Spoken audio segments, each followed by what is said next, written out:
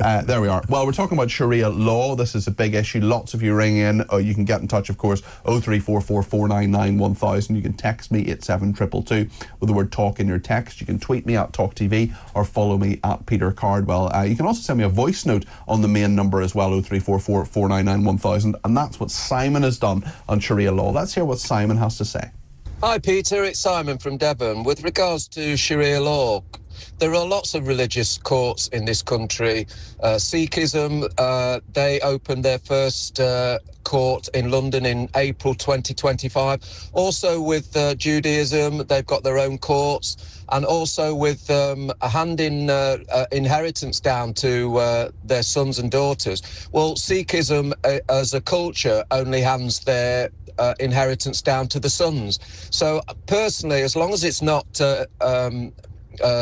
impeding on British law, I really don't see what the problem is, because all religions have their own community courts. An interesting perspective there, one I hadn't heard from Simon. Thank you, Simon, for that. We are the home of free speech. This is where the country comes to talk. And actually, you know, if you have a view that's something we haven't thought of or something we disagree with, that's okay, because in my programmes we disagree without being disagreeable. Let's get another perspective now from Momus Najmi, who is a writer and commentator. Momus used to be a Muslim but left Islam 18 years ago. Momus, tell us your perspective on all of this. This is the main story in the Times today, saying that Britain has been revealed as the Western capital for the use of Sharia courts. You're very welcome to the programme. Hi there. Thank you for having me on. Yeah, I think so. I agree with Simon on a way, like that, you know, the Jewish court also, they have halakha, I think so it's called. And then you have Sikh courts, you have the Islamic Sharia laws and stuff like that. I think so. The problem is that we only see it. The main problem is that people like Simon don't see it as a problem. Right. And the other thing is that we only see these things when they appear, like we only see symptoms when they appear, and then we want to react to those symptoms. But how did these actually happen? So if we want to have freedom of religion, we either say, okay, everything is allowed, or we need to set some sort of boundaries. And that's the question, isn't it, really? What are the boundaries, and what is just simply a religious matter that actually we can talk about and say, well, that's a religious matter, and if people want to adhere to those courts, that's up to them. But my worry is that it's not a choice for many people. They're having this imposed on them, and they're having rights taken away from them that are not that conflict with the British way of life.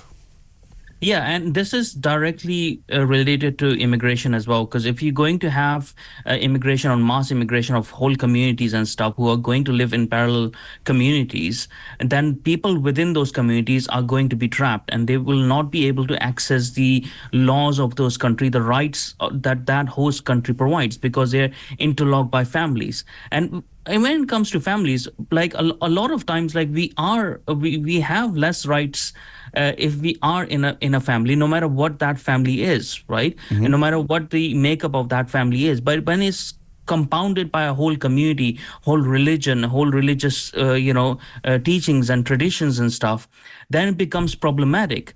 So the issue over here is that we have laws against such things. We don't apply those laws. And because we don't apply those laws, there's no encouragement then further on to create more laws against such things. What is it if like? We're not going to apply any laws, and if we're going to let people take the mickey out of Britain, then obviously they're going to do it. Momus, what was it like? I mean, did you know people who were subject to Sharia law, who'd been through Sharia courts and so on? What's your experience of this? So I haven't personally been involved in any of that, because my family, they were Muslims and they are Muslims and stuff, but they don't really go along with Sharia courts. So what sort of level of belief do you need to have then to ascribe to Sharia law? We're clearly not talking about all Muslims here. Well, this is the issue, right? So the thing is, like, in Islam is there. So a bad Muslim would be a good person and not go along with Sharia law. Right. That's how I see it, right? Because we say, like, there's a lot of good Muslims. And I tell them, no, there's not a lot of good Muslims. There are a lot of bad Muslims who are good people. Right. So they don't go along with the, strict edicts of Islam. So you have to have, like, the basic thing is you have to believe in Sharia law because it is out of the teachings of Quran and Hadiths. So if you're denying what's in the Sharia law most of the time, and there's no legitimate challenge for it, there's no theological challenge to it, there's no process of challenging to it, that means you are denying Islam in itself, that you only want to believe in what's comfortable. I'm fine with that, but like, obviously, according to Islam, that won't be fine. Our problem over here is, why are we accepting of other religions? Well, why is that, do you think? Why are we so tolerant as a society? Because there'll be people who look at this, shrug their shoulders and say, well, listen, if there are Muslims in this country who want to abide by Sharia law, let them. I think so. The issue is, like, we have this concept of freedom of religion, right? Those ideas were built at a time when there were not that many immigrants in this country, when there were not many other cultures in this country. A long time ago, right? And those people who were coming over here were in the old times, they had to integrate, they had to assimilate, because they were coming here for that reason. And if they weren't going to, the application of law was there to remove those people in whatever way possible, right? Yes. So we've had those into law, into our psyche over here in Britain for a very, very long time, centuries and centuries and centuries. And then has come a period when people have abused that psyche by mass immigration. So now we want to have some application of the law, but our inherent nature is stopping us from doing it. So we have to get past that hurdle of ourselves, of our own liberal ideas, and say, okay, maybe this time liberalism has gone a bit too far and we need to drag it a bit back, and we need to have some sort of governance which favors the people of this country first. And how do you actually do that, Momus? Because do you actually say, we're going to abolish Sharia courts, we're going to outlaw them in some way? I mean, what do you think is the practical action that should be taken against these courts?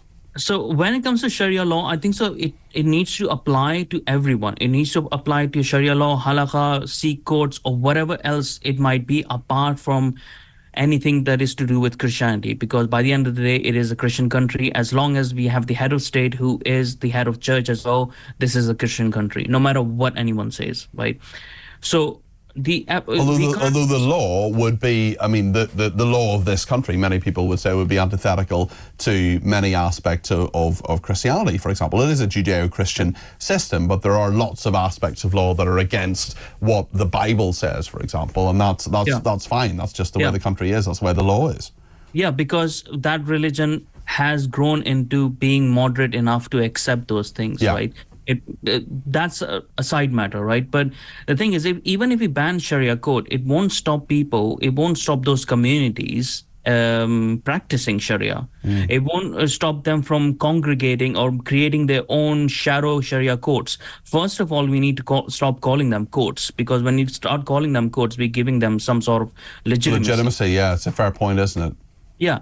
But secondly, I think so there's a lot of incentives around the people who are experiencing it. We need to remove those incentives, right? The reason why... What are the incentives?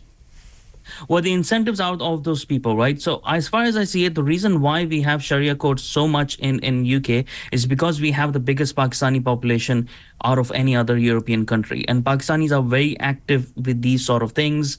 Even in their own country and stuff, there has been a whole movement where the whole Pakistan itself, their Pakistani penal code, which was based on English law, has been changed into Sharia law over the course of time. So you have certain activists that are very active over there, and they are implementing these things, right? The incentive system is, let's say, let's talk about marriage, right? When it's second, third, and fourth marriage, which is legitimized by Sharia courts, but obviously not by the law, right? Yeah. Why are we giving benefits to those people? Why are those people coming into this country in the first place? They're marrying someone else, and they're bringing that person and that's their second wife, third wife, fourth wife, and they have kids from them.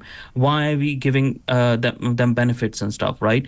So we need to start investigating these cases a bit more. We find out this person has come in, it's the second wife of this guy, right?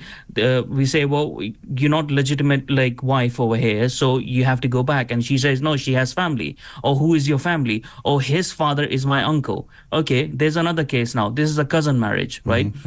We need to like once you start uncovering more and more, once you start investigating more and more, then you can say, you know what the result is? We need to have consequences for these actions. So we need to deport the lot of you, your whole family, because you have... What if it's people who are born in this country, Momus, who are involved in all of this? Because there will be people who are brought out of this country to somewhere like Pakistan, for example, to be married, to be a second or third wife, who are then brought back into the country.